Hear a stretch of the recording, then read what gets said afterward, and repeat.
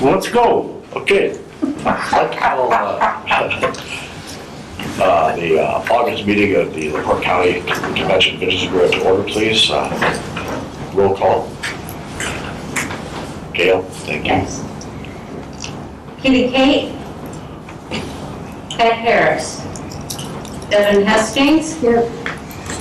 Mark King. Adam Konechny. Yes. Laura Krantz. Here. Sue Molinar.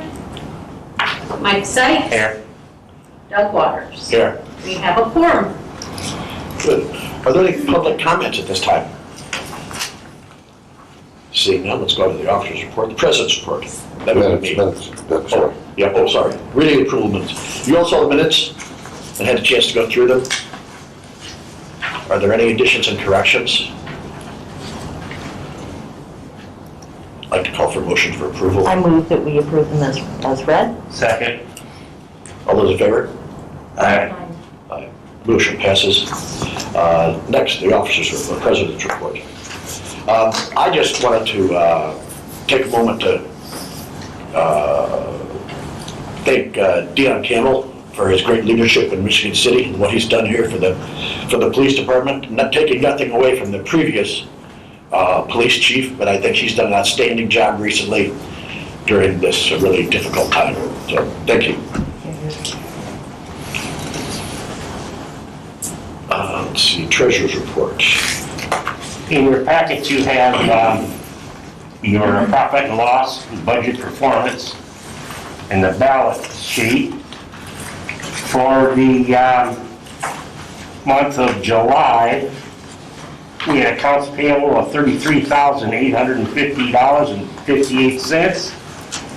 Total payroll of $42,719.56, which gives a grand total of $76,570.14.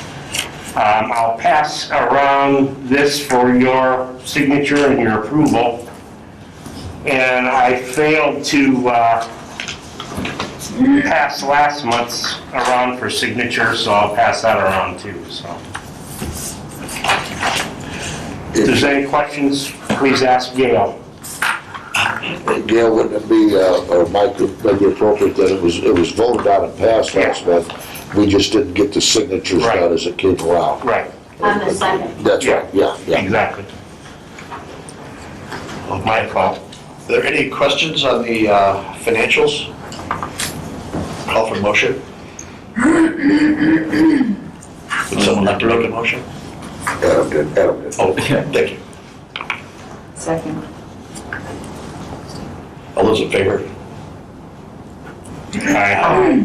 Good. Let's see. The things, reading the claims, are we there? You did that. He did, you done. The executive director report. Good, thank you. As you know, we've changed the agenda around a little bit, so all of our reports done under mine, just the way we've got our pillars set up. First of all, I shot out a late email last night letting everybody know pardon the interruption on the stuff going on around here. We had a water pipe break, and it was pretty disruptive. We had a lot of superficial damage. Serpros still on site. As you can see around, they've drilled holes down and they're working on remediating any type of mold issues that might be coming or be potentially out there. And there's a lot of work to do, so the musty smell and stuff is from that. So we've been a little disrupted. We got a lot of water in the place. There was old pipes in here, and just one of them just broke. In fact, then we got halfway through that, and another one started. We went to a different plumber the second time, and we were hoping for better results. Then it worked out a little better. We got the one fixed yesterday, so it's been a little challenging for last 10 or 12 days. But it's all taken care of. Obviously the insurance companies will talk about how it's handled, but it is what it is. Between them all and our insurance, we'll let them work it out. But we feel pretty good, Gail feels pretty good meeting with the management from Servpro that the long-term projection is that they don't feel like we're gonna have any serious mold issues where we'll have to evacuate or be out of here. That's the way they feel right now anyway. Pat had an emergency come up and called me last night. Everything's fine, but she just had something she had to attend to. But she did ask me to mention to you all that the Fair Management Association did hire Susie Carpenter. I think that's been in discussion. We may have even talked about it the last meeting. I can't remember. But they did hire, which is really good for the county. So now we'll have somebody managing the events out there, and we're going to work closely with them as we move forward, trying to utilize that facility at the highest level. I want to start talking to you all this fall about budgeting some money for that a little bit. You know, we can talk about it. We'll have to wait and see how things fall out, but it seems like it's probably the right initiative for us to be looking at is helping support that, and if we can, just like we support our other two communities, the county. We've not done a lot in that regard because we felt that they needed to get to this step with a management person in there. So pretty exciting, and so maybe we'll have some good discussions this fall about it, seeing if we can help a little bit so they can have some program money to get going out there. So that's kind of the thought process. That's where we're at on that. We don't have a lot to report today. But again, a little bit kind of crazy around here. It's been kind of survival mode. We do have an MOU. I sent it out late so you can look at it. It's the same process that we've done the last couple of years with the City of Michigan City Park Departments and NSA. Technically, the MOU is between us and NSA. Excuse me, I'll let Nelson explain it, but basically, from my perspective, it allows us to partner with NSA. They manage all the tournaments, and they give us sole source on the hotel rooms. Which basically, so if a tournament comes into town, they send out a listing that Rick gives them. That's to all the parents, all the people coming in tournament, say, here's the hotels that you're obligated to stay at. And there are hotels, that way we can track them. And it's a great tool for us, and it's commonly done in youth sports that way. We do it with our Pop Warner groups, we do it with NSA, and we do it with our Dunes volleyball. We do it with all three, and it's been very effective. So Nelson, you want to maybe talk a little bit about the MOU, please? Yeah, so this has been a great program for us as the EPA and also the Parks Department. And what it does is, Patriot Park, at some point it was very difficult for the Park Department to put all the attention into it to attract a lot of these tournaments. But with these MOUs and with the consideration that's been given by the CDD, it allows them to really get that park up to high quality standards to attract some of these teams and these tournaments. And that's exactly what's happening. So we're getting a lot of these tournaments in, as before there wasn't really much going on. Now, a better way to look at it was last year. That park was filled for tournaments all of the season, all the way up until October, I believe. And the way the CUB was benefiting was because all of those tournaments, all of the hotels were filled for those tournaments, and we were the ones that were getting those rooms filled. And so this MOU continues that agreement with NSABPA to have those tournaments at Patriot Park and to make sure that the hotels that we're using are ours, basically. And this MOU is a little bit different because the consideration given in previous years has been more than this year, but because of the pandemic and everything going on, we scaled it back.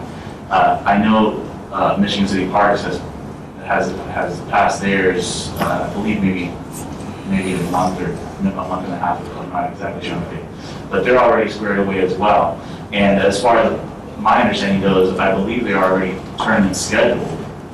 Well, we've been playing, yes, correct, right, yes. There's more, I'm saying there's more throughout the season. Last year, I think the season ended at its appropriate time, but now because people want to keep playing, because, they want to keep having these tournaments, it's expanding. So I think it's a great MOU, and I think it serves the purpose of the CDB as well as NSA BPA and as well as the county, the Michigan City Parks. So I'm all for it. I think it's years past have proved that this is a great direction that we want to go in.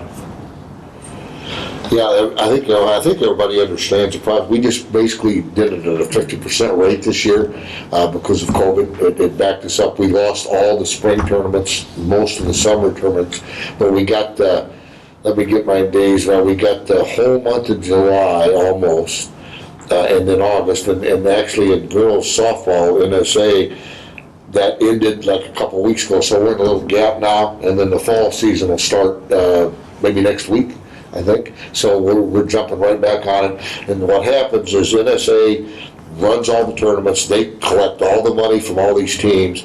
They give the park department a weekly fee for every tournament, a small amount.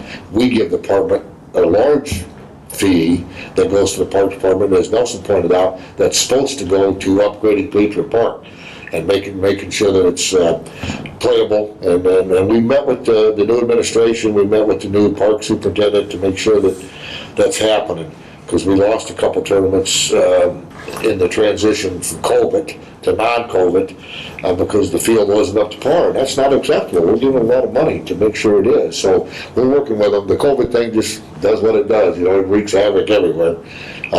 So we're pretty happy with the arrangement, as Nelson pointed out. So is there any questions on how that flows or anything? If not, Doug, if it's okay, if you guys could, if you could entertain a motion, that'd be great. Call for the question. Make the motion. Anyone? Also move. Second. All those in favor? Aye. Okay. Passes. Thank you very much. Operation and finances, we've covered that. Linda will give you the update on community recovery. Linda, please. Good morning, everyone. Our community recovery meeting has been meeting every 2 weeks, a lot of times via Zoom, if not face-to-face. A couple things that have been going on with us is that we're in the final portion of finalizing a newsletter that we're going to send out to partners and visitors sometime in September. Amy and I have been working with Angela Rose, who's done a great job in trying to lay all of this out for us. So we'll present that tomorrow. We do have our community recovery meeting, so we'll present that to the group. The other new information is with Dale Cooper, who you know is in charge of reaching out to partners and having them call in on WIMS radio with Rick Federici, talking about their business, etc., especially new businesses. They've run into quite a few new businesses in LaPorte, and a couple of those were on this week. This is on Mondays and Thursdays around 7:15 in the morning. And to date, since we started this, Dale has had over 60 partners call into WIMS, and it's really great news. One, because I've learned a lot about some of the businesses in LaPorte County, but you can tell the excitement in the voices of these people who might have just recently opened and so on, to have the opportunity to talk about their business. And obviously, Rick Federici also has a great way of pulling information out of you if you need more. So that's going really well. Also, Dale Cooper, our Michigan City Chamber, as a premier sponsor for several events. Several have been canceled and worked around, but there was one scheduled, it is scheduled, welcoming the teachers back.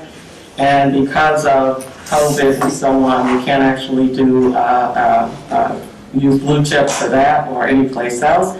So what the chamber has done is asked the CVB to select an individual to do a short video and just welcome the teachers on behalf of the CVB. So Dale Cooper is also going to do that for us, and that should be coming up. The event is early September, so Dale will also be doing that for us as well. And just a real quick note, the EDC-MC, Economic Development Corporation, Michigan City, their business recovery, we've been having meetings once a month. via Zoom, and once again, a lot of good information, but I feel real proud as far as the CBB goes to be able to enlighten a lot of people who weren't aware of a lot of things that we do in the community for visitors, etc. So that's gone over really well, and a lot of good questions have come up with that. And then Garwood Orchards, we just actually, it's been on the radio and so on, but is the recipient of the state Indiana Agricultural Award. And so Carrie and her family, Carrie Garwood and her family actually drove to Indy for this presentation with the Lieutenant Governor. So we submitted several of our farms, and Jane Daly was the one on top of this, and Garwood's was selected. So if anyone goes out there, you want to send her a post, just congratulate her and her family. You know, we all know they've been in the community for a very long time and have done a really good job, and they're also one of our big partners. So with that, that's the early news that we have for, at least for the community recovery, and then after our meeting tomorrow, we'll have more updates coming up, but then be on the lookout before our next board meeting for the newsletter. Oh, great, thank you, Linda. The last one under this section here is the heads and beds. Amy's actually sitting in on a meeting right now with our partners from LaPorte, I believe. So she asked me to, and I may have sent this out, but if not, just to give you a quick update. Did you all receive the graphs that I sent out that showed where the hotels were at? I thought that was pretty telling. I was real happy with the results there. If there's any questions, I'll be glad to talk about it. As I think back on it, we attribute the success during this downtime, again, to going back to the youth sports thing. That's what really pulled our hotels out, I think. That and the fact that we worked so hard scratching for every room. I mean, we literally were there every day through this thing, talking to them, every single room we could help bring in. And we did a lot of training with our hoteliers too, because things changed so much. And I think folks feel like it's safe to come to our hotels now, and it's clean, and they feel they must because they're coming back. So it was pretty impressive.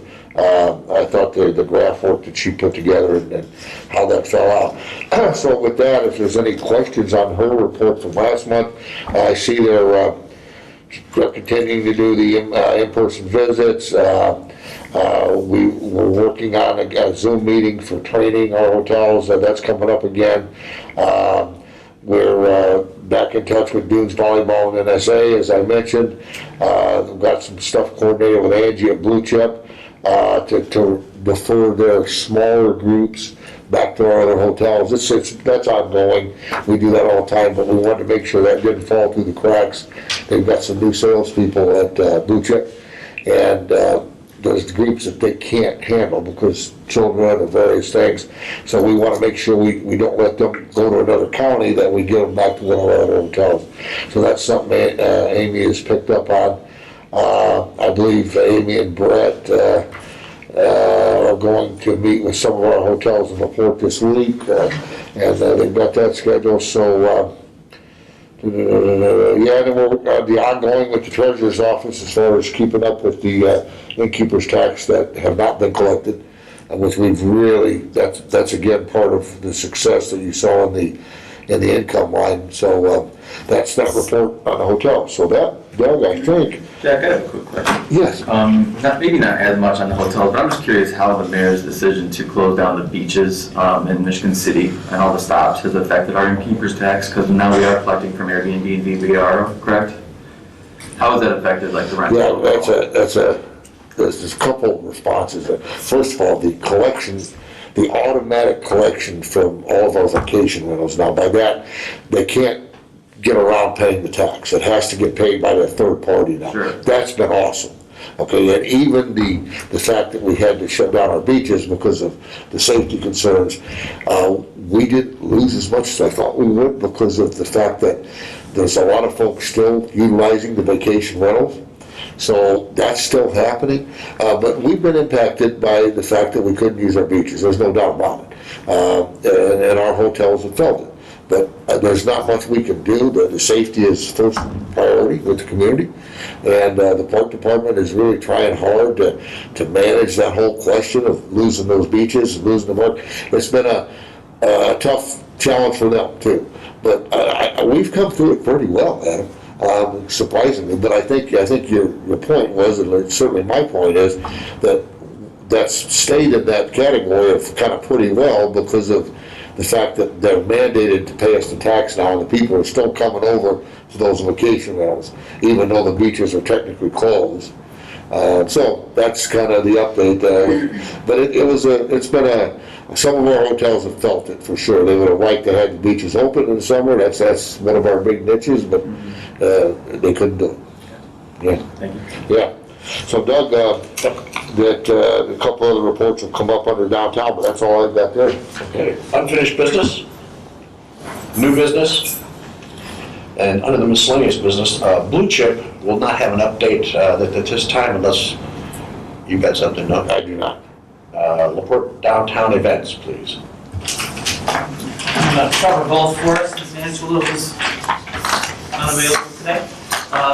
I'll start out with the Civic. As everyone's probably aware, through the hard work of our mayor, Tom Gerby, and Larry Butcher from the county, and Maria Fruit from the Healthcare Foundation of LaPorte, we've been able to supply in conjunction with the State Department of Health and Optum, free COVID testing in the lower level of the Civic Auditorium in room 1. We started that July 1st. They had got it extended through August. It's now been extended into September. It will continue Monday through Friday from 8 a.m. to 8 p.m. There are small breaks that the testers take from 12 to 12:30 and from 4:30 to 5. You can register online at LHI. I think it's lhi.care/COVID testing, or I think it's 888-634-1666. As you can tell, I get about 20 calls a day, so I have those numbers memorized. They also accept walk-ins, which is very important. Testing, Mondays are the heaviest. They're normally doing 300 to 350 tests on Mondays, and then it kind of like scales back throughout the week. The walk-in aspect is very nice. A lot of times if you call in to register, you're going to have a 2 or 3 day wait, but you can get in the same day. Just have to be prepared to wait a little bit while you get there. Results generally, they say 48 to 72 hours. Actually now they've even bumped that up to I think 72 to 96, but most of the people I know that have went have had their results in less than 48 hours. We are luckily enough, we are having a wedding this actual weekend at the Civic. We get back to a little bit of normalcy there on the 29th. We have 2 weddings on the books for September through the hard work of Jack and the Pop Warner Association. We're lucky we're going to be bringing in a couple of the cheerleading competitions. One in October, one in November, so we're very excited about that.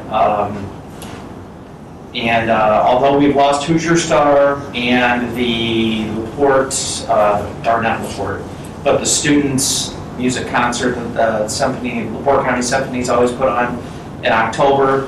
After speaking with Tim King, we have our fingers crossed for some resemblance of normalcy in November and fingers crossed December. Obviously, Tim and I have worked pretty much hand in hand to make sure that we follow the guidelines of the county and the state. So there's going to be some changes if we do get to go forward. But right now the hope is that the Pops concert will go off in December. Stay tuned for lots of limited seating and much smaller tables and much less. I believe the tables that they offer, that I told them they can offer, they've already sold out. Normally the Symphony has about 63 tables on the floor for the Pops concert, and this year I told them they could have 28. So we're doing our part to try to make sure we keep community health in line. We'll also be working, I'm sure, with the county health department to make sure all guidelines are met. But that's our hope in that regards for the Civic in the near future. For Angela, who is always so busy doing things for our downtown. She has some upcoming events, including the Friday movie night at Fox Park Theater on September 4th, which is going to feature the Goonies. Playing what? session. What's that? The what? The Goonies. The Goonies.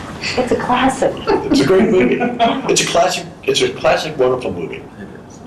Planning sessions with the committee chair for the 2021 version of the Sunflower Fair.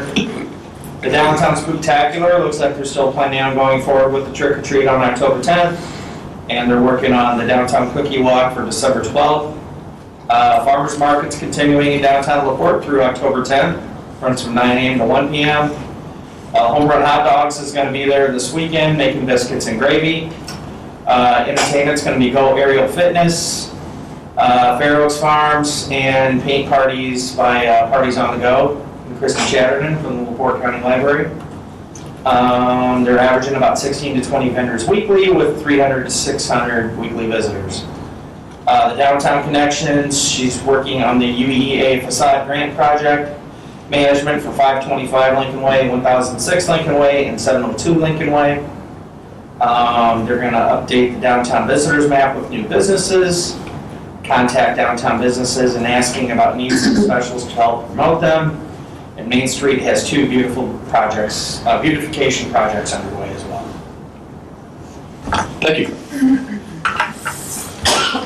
Is there any board comments? If not, meeting is adjourned. Thank you. Thanks, everybody. Good meeting. Quick.